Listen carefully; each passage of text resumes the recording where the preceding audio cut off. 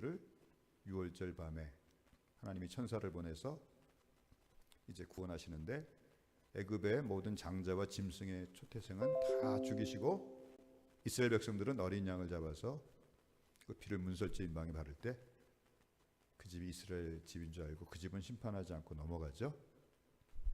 그래서 바로가 9가지 재앙을 내려도 놓아주지 않았던 이스라엘 백성들을 드디어 놓아주어서 그 밤에 출애굽하고 또 홍해를 건너서 나오는 얘기가 이 전반부 얘기예요.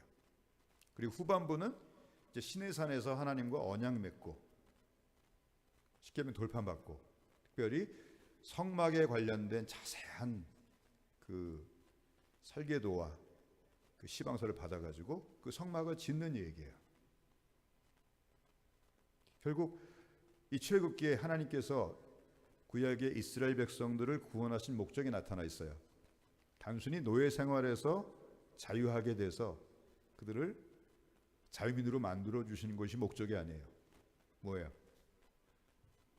성막 짓고 여기서 하나님의 말씀을 지키는 거룩한 백성으로 하나님 섬기는 백성 만들려고 출애굽시키신 것 믿는 우리 모두 되시기 바랍니다. 우리를 구원하신 목적도 그냥 구원하시는 게 목적이 아니에요.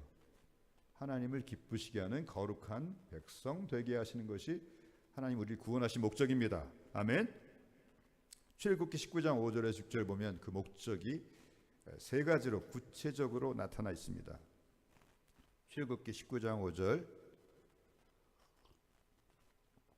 시내산에서 이제 하나님께서 이스라엘 백성들 가운데 임재하셔서 그들을 자기 백성으로 삼고 나는 너희 하나님이 되겠다 하시면서 하시는 말씀이에요. 세계가 다 내게 속하였나니 너희가 내 말을 잘 듣고 내 언약을 지키면 너희는 모든 민족 중에서 뭐가 돼요? 내 소유가 되겠고, 여기 소유란 말이 히브리 말로 세굴라예요. 내 특별한 보물이 되겠고 그런 뜻이에요. 결혼하신 우리 성도님들, 내 특별한 보물이 뭐예요? 다이아몬드예요? 아니면 숨겨놓은 어떤 보물 있어요? 아니죠. 내 사랑하는 자녀가 내 보물 1호죠. 안 그래요? 내 소유가 되겠다 그 말은 내 백성 삼고 내 자녀 삼고 내 아내 삼고 그런 뜻이에요. 할렐루야. 그리고 두 번째가 너희가 내게 대하여 제사장 나라가 되며 거룩한 백성이 되리라. 너는 이 말을 이스라엘 자손들에게 전하지니라. 제사장 나라가 되는 것은 너희만 나 섬기는 것이 아니라 너희를 통해서 또 다른 백성들이 나를 섬기게 하는 그 일을 위해서 너희가 쓰임받는 백성 되게 하리라. 그 말씀이에요. 할렐루야. 그래서 그것을 구체적으로 훈련하시기 위해서 지은 것이 성막이에요. 그리고 이 성막에서 이제 하나님께서 5가지 제사를 드리게 하시죠. 근데 그 5가지 제사를 드린 목적이 하나님과 우리 사이에 죄가 있을 때 죄가 하나님과의 만남을 방해하는데 그 죄를 제거하기 위해서 하나님이 제시하신 방법이 5가지 제사예요. 그 제사가 첫 번째가 번제고, 두 번째가 소제고, 소제는 곡물을 불태워서 드리는 거예요. 번제는 가죽 빼고 나머지를 통째로 태워 드리는 게 번제고, 소제는 곡물을 불살라서 유향과 함께 태워서 드리는 제사가 이 소제예요. 화목제물은 특징이 뭐냐면 이 꼬리 부분에, 내장 부분에 기름이 많죠. 우리도 햄이 어디 있어요? 배둘레 햄이 있죠. 코로나가 오래 지속되니까 제일 큰 문제가 뭐냐면 배둘레에 자꾸 햄이 생겨요. 정말 큰 문제예요.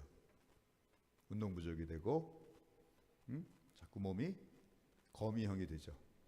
큰 문제죠.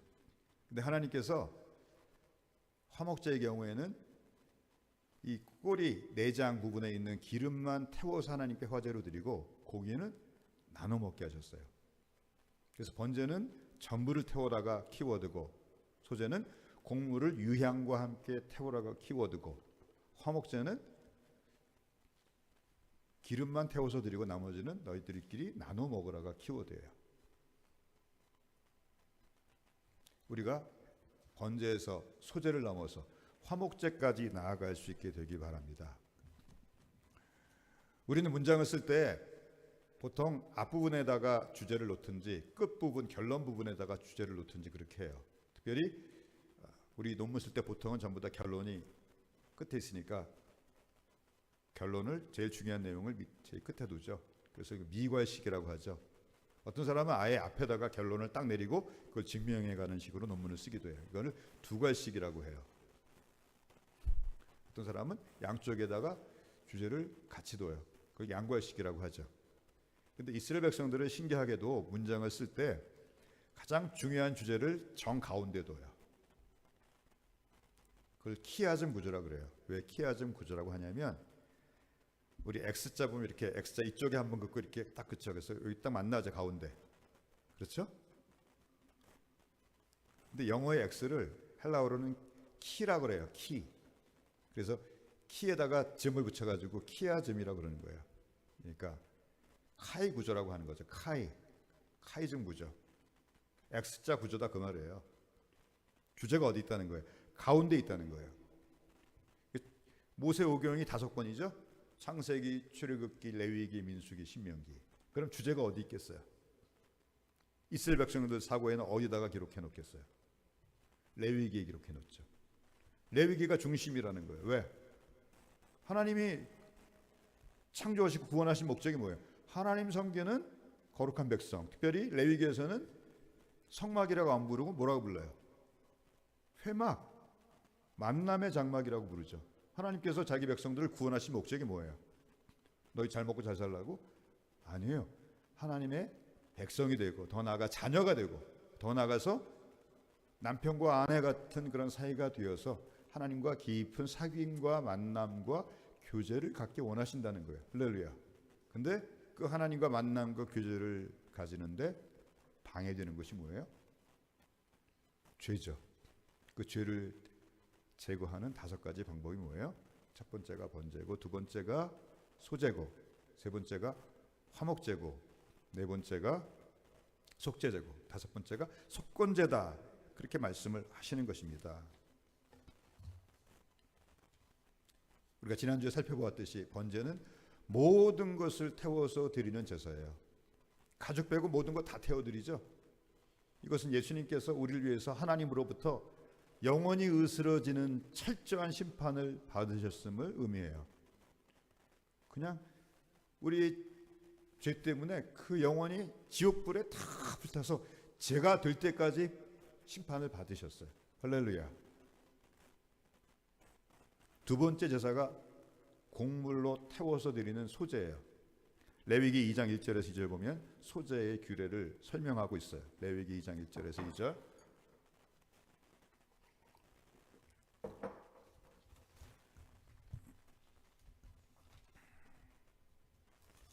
레위기 2장 1절에서 2절. 누구든지 소제 예물을 여호와께 드리려거든 고운 가루로 예물을 삼아 그 위에 기름을 붓고 또 그 위에 유향을 놓아 아론의 자손 제사장들에게로 가져갈 것이요 제사장은 그 고운 가루 한 움큼과 기름과 또 모든 유향을 가져다가 기념물로 제단 위에서 불사를 지니 이는 화제라 여호와께 향기로운 냄새니라. 그러니까 곡물을 곱게 빻아가지고 그냥 태워서 드리기도 하고 어떤 거는 이렇게 빵을 만들어서 혹은 이런 프라이팬에다가 구워가지고 드리기도 하고 그래서 태워서 드리는 거예요 하나님께. 근데 그냥 태워서 드리는 것이 아니고 반드시 거기에다가 유향을 같이 한 움큼을 더해가지고 불태워서 드려야 돼요. 번제가 예수 그리스도께서 택하신 모든 백성들의 죄를 대신 지시고 하나님의 심판을 그 영원히 다 불타서 죄가 될 때까지 받으신 것을 예표하는 제사라고 하면 소제는 예수님께서 33년의 사생의 공생애 동안에 전 생애를 온전히 하나님 앞에 아름다운 소제로 드렸음을 예표하는 거예요. 할렐루야. 소제에는 반드시 유향이 들어가야 돼요. 유향 그러면 동방 박사들이 가지고 온 세 가지 예물 중에 하나가 유향이죠. 우리 마태복음 2장 9절에서 11절을 보면 박사들이 왕의 말을 듣고 갈새 동방에서 보던 그 별이 문득 앞서 인도하여 가다가 악이 있는 곳 위에 머물러 서 있는지라 그들이 별을 보고 매우 크게 기뻐하고 기뻐하더라. 집에 들어가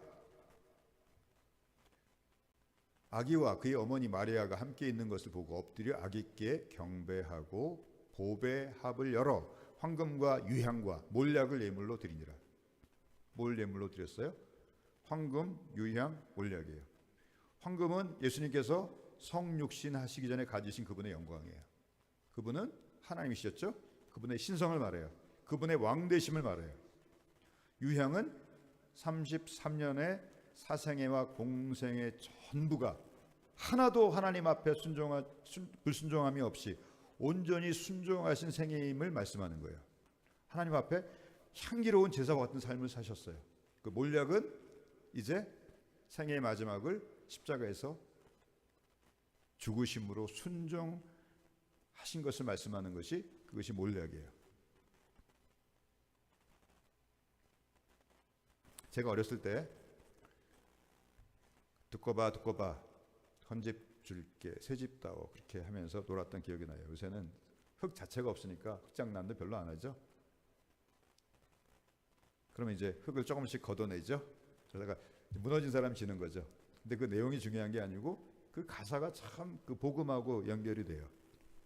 예수님께서 우리의 헌집 죄악은 다 어떻게 하셨어요?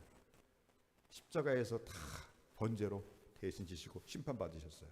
그리고 당신께서 33년 동안 사생의 기간 동안에 또 3년 반의 공생의 기간 동안에 순종하신 모든 순종을 우리에게 입혀주셨어요. 할렐루야.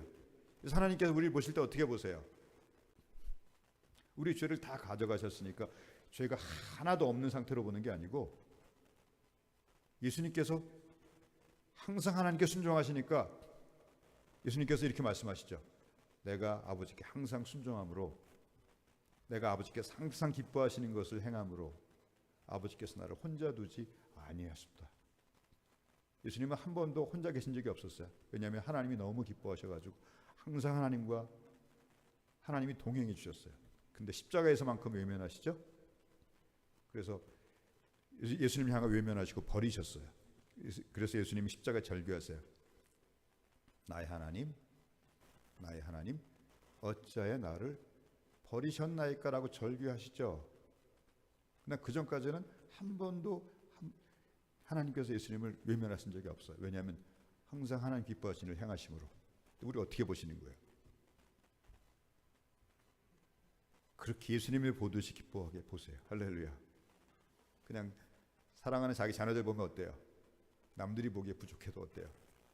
이야 어떻게 잘생겼냐, 어떻게 이렇게 이쁘냐, 자꾸 뽀뽀해주고 싶고 안아주고 싶고 잘해주고 싶죠.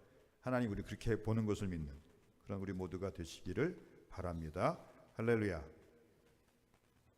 근데 우리는 번제에서 소제로 나아가되 거기서 머물지 말고 화목제까지 나아가야 돼요. 화목제가 하이라이트예요. 아까도 창세기, 출애굽기, 레위기, 민수기, 신명기 5권이 있으면 하이라이트가 어디라고 그랬어요? 가운데 있는 레위기라고 그랬죠. 순서가 번제, 소제, 화목제, 그리고 속죄제, 속건제예요. 하이라이트가 어디겠어요? 화목제가 하이라이트예요. 그러니까 화목제는 죄사함 받고 더군다나 의롭다고 칭함을 받은 사람이 기뻐서 그 기쁨을 견딜 수 없어서 이웃에게 나눠주는 그 제사가 화목제예요. 할렐루야. 화목제는 그래서 반드시 그 제물을 이웃들과 나누어서 먹게 되어 있어요. 그래서 화목제는 첫 번째로 하나님께서 우리에게 주신 죄사함과 구원의 은혜가 차고 넘쳐서 그 감사함이 나를 통해서 이웃에게 흘러감을 예표하는 것입니다. 할렐루야. 근데 이게 제일 사실은 빈도수가 적은 제사예요. 그래서 우리 레위기 보면 1장부터 6장 7절까지 5가지 제사가 순서로 나타나요. 첫 번째가 번제, 두 번째 소제, 세 번째 하이라이트인 화목제, 그리고 네 번째가 속죄제, 다섯 번째가 속건제. 속죄제는 뭐냐면 죄산 받았어요. 근데 그 후에 범죄해요. 구원의 기쁨이 남아 있어요? 사라져요? 구원의 기쁨이 사라져요. 그럼 화목제가 안 돼요. 화목제를 회복하기 위해서 하나님 앞에 깊이 회개하는 것을 말하는 거예요. 요한일서 2장 1절 2절에 우리가 죄를 범하면 하나님 앞에 우리 대언자가 있으니 우리가 그 앞에 가서 우리 죄를 자복하면 그가 우리 죄를 사실 것이라고 말씀하셨죠. 하나님 관계가 회복되게 하는 거예요. 또 속건제는 누구한테 내가 손해를 끼쳤어요. 또 하나님께 11조 떼먹었어요. 근데 어느 날부터 구원의 기쁨이 다 사라졌어요. 그럼 어떻게 해야 돼요? 잘못했습니다 하고 남한테 1억을 내가 떼어먹었어요. 하나님 잘못했습니다. 그리고 끝나요? 아니면 내가 힘되는 대로 다 갚지 못해도 하여튼 힘을 다해서 갚아야 돼요. 힘을 다해서 갚아야 되죠. 그게 속건제예요. 속건제는 그래서 어떤 분들은 속건제라고 번역하지 말고 배상제라고 번역하자 이렇게 얘기를 하는 거예요. 그러니까 중심에 화목제가 있는 거예요. 범죄했을 때 화목제의 삶이 내 삶 속에 사라져요. 그때 하나님 앞에 회개하는 속죄제를 통해서 회복하는 거예요. 근데도 뭔가 회복이 안 되고 남아 있어요. 그때 내가 하나님 앞에 갚지 못한 것이 뭐가 있나? 또 이웃에게 내가 손해를 끼치고 갚지 못한 것이 뭐가 있는가? 그걸 점검할 때 화목제가 회복이 되는 거예요. 할렐루야. 근데 이렇게 5가지 제사인데 6장 7절부터는 순서가 화목제가 세 번째가 아니고 제일 끝으로 가 있어요. 자, 6장 8절을 보세요. 6장 8절에 번제를 드리는 규례라고 나와 있죠. 14절에 소제를 드리는 규례. 그리고 7장 1절이 원래 화목제 자리인데 뭐가 먼저 나왔어요? 6장 24절에 여기가 원래 화목제가 들어가야 되잖아요. 속죄제를 드리는 규례가 나와 있죠. 그리고 7장 1절에 속건제를 드리는 규례가 나와 있고 제일 마지막에 화목제물 드리는 규례가 제일 마지막으로 밀려 있죠. 왜 그럴까요? 5가지 제사를 또 한 번 말씀하시는데 앞에는 제사장이나 제사를 드리는 제물을 가지고 온 사람이나 모두 알아야 될 공통사항을 말씀하시는 거예요. 근데 두 번째 다시 5가지 제사를 말씀하실 때는 제사장 중심으로 말씀하시는 거예요. 제사장이 뭐는 가져도 되고 뭐는 가지면 안 되고 이렇게 말씀하는 거예요. 근데 여기는 화목제가 제일 나중에 가 있어요. 성경학자들이 이걸 가지고 고민을 많이 했어요. 왜 순서가 바뀌어 있을까? 화목제는 다른 제사들은 다 의무적이에요. 뭐라고요? 의무적이에요. 근데 유일하게 의무제가 아니고 자원하는 마음으로 드리는 제사가 화목제예요. 그러니까 자주 드리겠어요? 의무가 아니니까 잘 안 드리겠어요? 잘 안 드리죠. 더군다나 어디까지 가서 화목제 드려야 돼요? 우리 옆 동네 가서 바로 드리면 좋겠는데 이게 원흥역이니까 삼성역에만 제단이 있으면 거기 가서 뭐 제사 드리는 거 얼마 문제가 안 되겠죠. 근데 하나님이 어떤 제사든지 간에 반드시 어디까지 가서 드려야 돼요? 예루살렘 성전까지. 예루살렘 성전 지어지기 전에는 성막 있는 곳까지 가서 드려야 돼요. 그러니까 다른 것은 의무적으로 드려야 되니까 억지로라도 드리겠지만 화목제는 쉽게 드리겠어요? 못 드리겠어요? 못 드리겠죠. 그만큼 우리에게 또 한 가지 말씀하시는 것이 이 화목제의 삶으로 나아가는 것이 제일 어렵다 그렇게 말씀하시는 거예요. 할렐루야. 그러나 우리는 모두가 화목제까지 나아갈 수 있게 되기를 주의 이름으로 축복합니다. 그래서 화목제의 특징은 나눠 먹는 거예요. 화목제에는 3가지가 있어요. 하나는 내가 오랫동안 간절히 기도해온 기도의 제목들이 응답됐어요. 그때 드리는 제사가 감사제예요. 두 번째는 오랫동안 소원했는데 소원이 이루어졌어요. 혹은 내가 이제 서원을 시작해요. 그러면서 이걸 서원합니다라고 드린 제사가 서원제예요. 세 번째는 농사 끝나고 나서 보니까 농사가 너무 잘 됐어. 그래서 여유가 생겼어. 그래서 마음에 여유가 생겨서 이거 좀 나눠줘야겠다 생각하는 마음으로 드리는 제사가 자원제예요.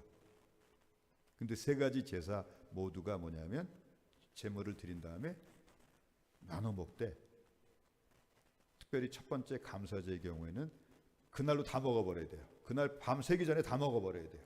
왜 그렇게 하셨을까요? 혼자서 몰래 먹지 말고 어떻게 하라는 거예요? 화목제 드릴 때는 네가 아는 사람들 다 불러 모아가지고서 정말 마을 잔치를 벌이라고 말씀하는 거예요. 더군다나 어디 가서 제사 드려야 돼요? 예루살렘 성전까지 올라가서 제사 드려야 되죠. 근데 그냥 예루살렘에 처음 만난 사람들 아무나 불러다가 나눠줘도 좋겠지만 그보다는 어떤 게 더 의미가 있겠어요? 자기가 평소에 신세지고 은혜 받았던 사람들 다 나눠주면 좋겠죠. 근데 문제가 있어요. 어디까지 같이 데리고 올라가야 돼. 예루살렘까지 같이 데리고 올라가야 돼요. 그러니까 화목제 드리는 게 쉽지가 않아요. 그냥 그게 안 되면 어떻게라도 해야 돼요. 예루살렘에 있는 사람들 다 불러다가 빨리빨리 먹어. 어차피 내일 아침이면 못 먹어. 그만큼 하나님이 은혜를 이웃과 나누기를 원하시는 것 믿는 우리 모든 성도들 되시기 바랍니다. 7장 15절 봅시다. 7장 15절.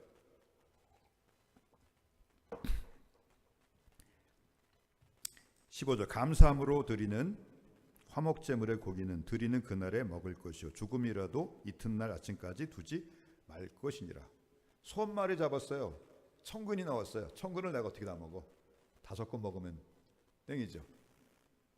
그러니까 처음 올라갈 때부터 화목제물은 그 제물을 같이 나눌 사람들을 다 올라가는 거예요. 그러니까 어떤 생각까지 해야 돼요?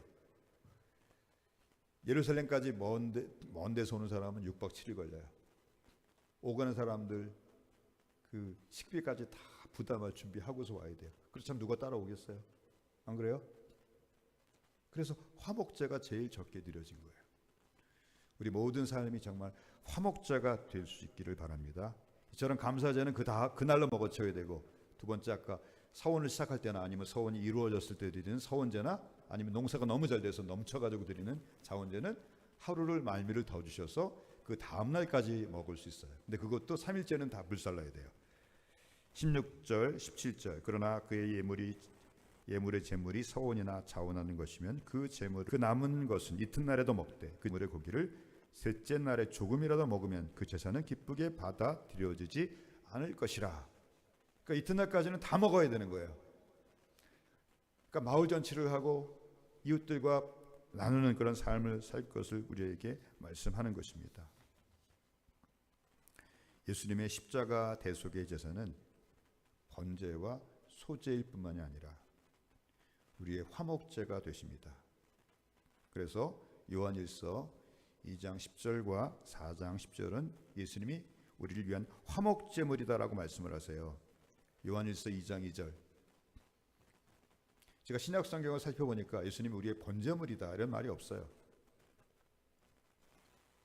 근데 유일하게 예수님이 화목제물이라는 말은 너무나 많이 나와요. 그는 우리 죄를 위한 화목제물이니 우리만 위할 뿐 아니요 온 세상의 죄를 위하심이라.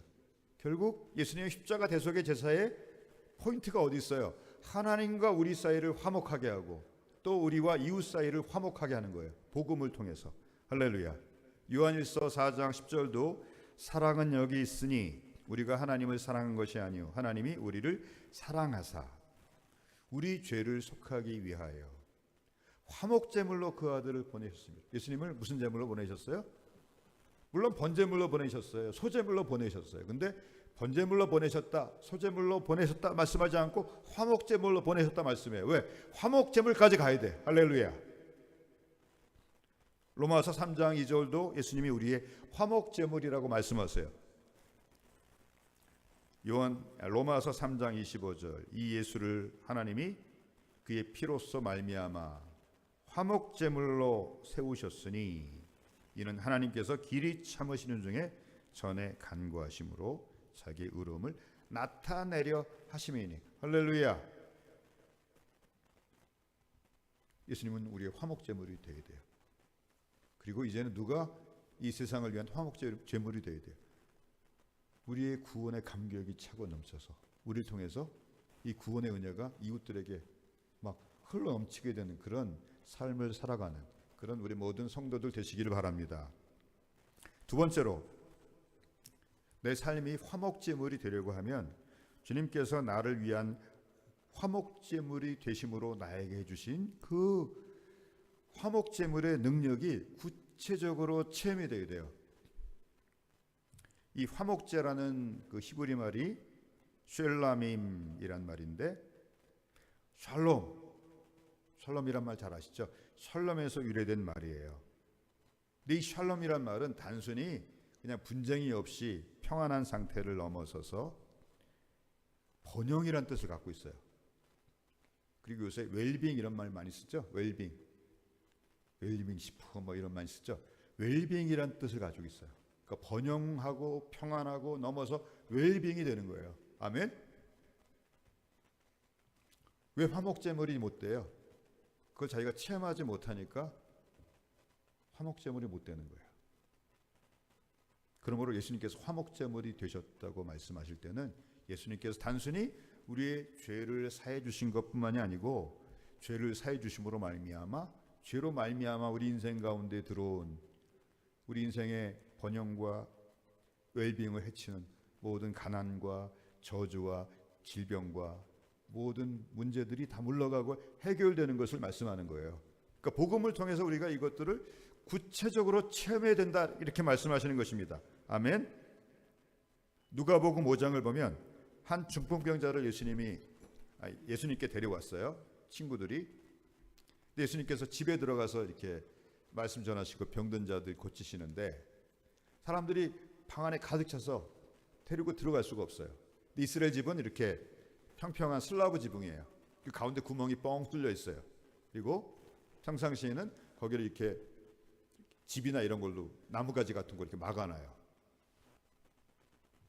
들어갈 방법이 없으니까 그 지붕에 올라가서 그 지붕 막아놓은 것을 뜯어버리고 관을 달아내리는 거 보셨죠?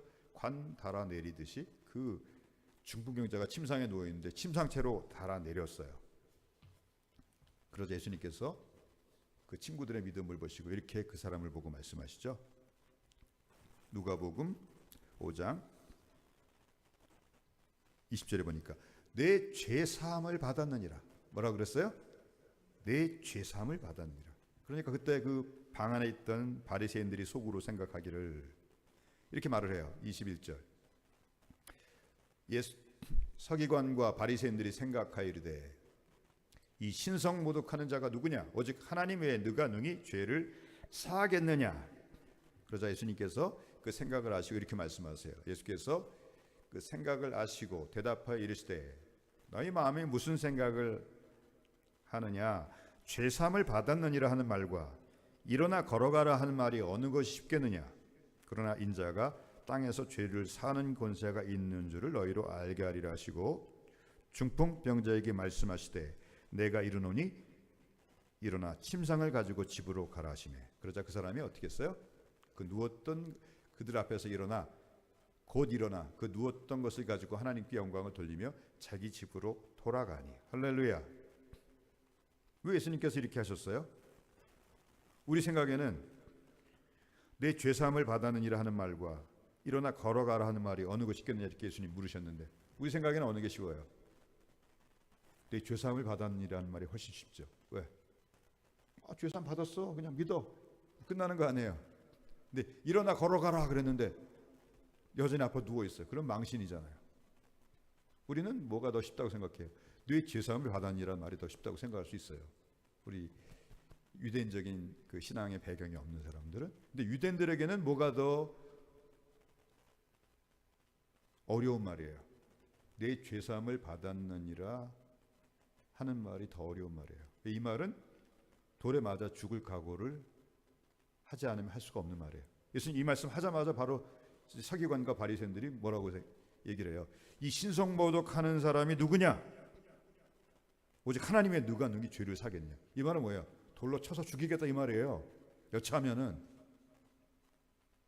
그러니까 목숨을 내놓고만 할 수 있는 말이에요. 근데 일부러 예수님께서 이 말씀을 하셨어요. 이 어려운 말씀을 하셨어요. 왜? 그래, 내가 바로 능히 죄를 살 권세를 가진 하나님이라고 하는 것을 선포하신 거예요. 할렐루야. 그리고 그 다음에 일어나 내 침상을 가지고 걸어가라 말씀하시는 거죠. 이렇게 죄사함 문제가 해결된 사람은 우리 삶에 병 들어가지고 죄 때문에 누워있는 그 문제들이 해결되고 침상을 가지고 일어나 걸어가는 역사가 나타나야 된다, 이렇게 말씀하시는 거예요. 할렐루야. 그러니까 예수님께서 이렇게 말씀하시는 거예요. 첫 번째, 너희들이 생각하는 것처럼 나는 죄사함의 권세가 있는 하나님이다, 이렇게 말씀하시는 거예요. 두 번째는 정말로 죄사함이 임할 때 그 죄로 말미암아 우리에게 다가온 모든 질병과 가난과 저주와 모든 문제들이 다 물러간다고 말씀하시는 거예요. 할렐루야. 이게 우리의 화목제가 된다는 의미예요. 그래서 고린도후서 8장 9절이 뭐라고 말씀하세요? 우리 주 예수 그리스도의 은혜를 너희가 알거니와 부유하신 자로서 너희를 위하여 가난하게 되심은 그의 가난함으로 말미암아 너희를 부유하게 하려 하심이라. 아멘. 그분이 왜 가난하게 되셨어요? 우리를 부유하게 하려고요. 사실 우리는 부자가 됐어요. 여러분, 이건희가 부러우세요? 여러분, 이건희 지금 그 수십조 재산 가지고 지금 삼성 서울병원 그 20층인가요? 거기 VIP실에 지금 누워 계신 지가 몇 년이 됐어요. 못 가져가요. 근데 우리는 하나님의 자녀예요. 영원한 하나님의 부가 우리에게 이미 약속돼 있어요. 아멘. 그러나 영적인 면만이 아니고 실제적으로도 우리가 예수 그리스도의 이 십자가 대속의 은혜를 누리면 우리 삶에 이 모든 저주와 가난과 질병과 문제들이 해결되고 물러가는 거예요. 아멘. 이거는 역사가 증명하는 거예요. 복음이 전파되는 곳마다 질병과 가난이 물러가고 억압받는 일꾼들이 회복이 돼요. 제가 어제 그 성경부를 했는데 성경부 하다가 제 4계명 안식일을 기억하여 거룩히 지키라. 내 집에 있는 객이나 종이나 심지어 나귀들까지 다 쉬게 하라 말씀하시죠. 제가 그 말씀 읽다가 감동을 받았어요. 지금부터 3,500년 전에 주신 말씀이에요. 그때 인권이 있어요, 없어요? 인권이 없어요. 무슨 인권이 있어요? 지금부터 150년 전에 막 산업혁명이 250년 전에 산업혁명이 일어나가 석탄을 엄청나게 뗐어요. 그래가지고 석탄을 떼면은 연기가 나오니까 가능하면 높이 연통을 올려가지고 가능하면 높이에서 연기를 빼내야 돼요. 근데 문제가 뭐예요? 오래 떼면은 석탄은 끄름이 생겨가지고 이게 막혀요. 어떻게 했을까요? 끝으로 갈수록 좁아지죠. 막히니까 이거밖에 안 돼요. 누가 들어가서 이걸 청소를 해야 돼요. 5살짜리 애들을 거기다가 보내가지고 그걸 청소시켰어요. 왜? 돈 벌려고. 돈 벌려고 그래서 애들이 많이 죽었어요. 인권이 있어요, 없어요? 인권이 없죠. 이게 사람의 악한 마음이에요. 근데 3,500년 전에 벌써 종의 인권을 보호하시는 우리 하나님. 할렐루야. 그래서 기독교 복음이 전파되면은 어떻게 돼요?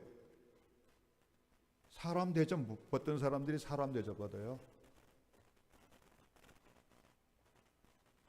우리나라 여성들의 인권이 오늘날 이렇게 회복된 이유가 뭐예요? 지금부터 불과 100년 전만 하더라도 이 나라는 여성들이 칠거지약이라 그래가지고 핑계만 내면 집에 쫓겨나는 세상이었어요. 근데 하나님이 이렇게 회복시켜 주셨어요. 그리고 우리나라를 보세요.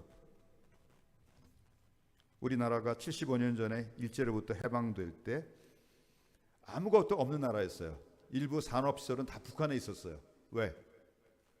일본이 중국을 상대로 먼저 만주를 정복하고 그다음에 본토를 정복하기 위해서 중일전쟁을 벌이죠. 그러니까 그 보급을 해야 되니까 그 군수물자 생산하기 위해서 보급물자 생산하기 위해서 전부 다 공장들을 어디다 지어요? 북한에 다 줬어요. 남한은 아무것도 없었어요. 근데 조금 남아 있었는데 그것마저 6.25 전쟁이 일어나가지고 1950년부터 50년까지 다 잿더미가 됐어요. 그리고 53년에 유교가 끝났어요. 67년 전이에요. 그리고 67년이 꼭 흘렀어요. 지금 우리나라가 어떤 나라인지 아세요? 우리나라가 세계 5위의 공업국이에요. 미국, 중국, 일본, 독일 다음에 우리나라예요. 지금 우리나라 자동차 산업이 지금 거의 얼마 지나면 일본을 추월할 기세예요. 저는 일본을 추월할 거라고 생각을 해요. 왜냐하면 일본 기업들이 혁신을 잃어버렸어요. 수출은 세계 6위예요. 경제 규모가 세계 10위권이에요. 군사력으로도 세계 6위인가 7위가 돼요. 이 잿더미 나라가 어떻게 이렇게 됐어요? 1945년에 일본으로부터 해방될 때 우리나라 남자의 평균 수명이 45세였어요. 1945년에 45세였어요. 근데 지금 이 나라가 어떤 나라가 됐어요? 세계 최고 수준의 의료 시설과 수준을 가지고 전 세계에서 남자들 평균 수명이 80이 넘는 그런 나라가 됐어요. 어떻게 이렇게 됐어요? 부지런하다고? 부지런해졌어요? 아니에요. 딱 한 가지의 이유는 복음의 능력이에요. 뭐라고요? 복음으로 이렇게 된 거예요.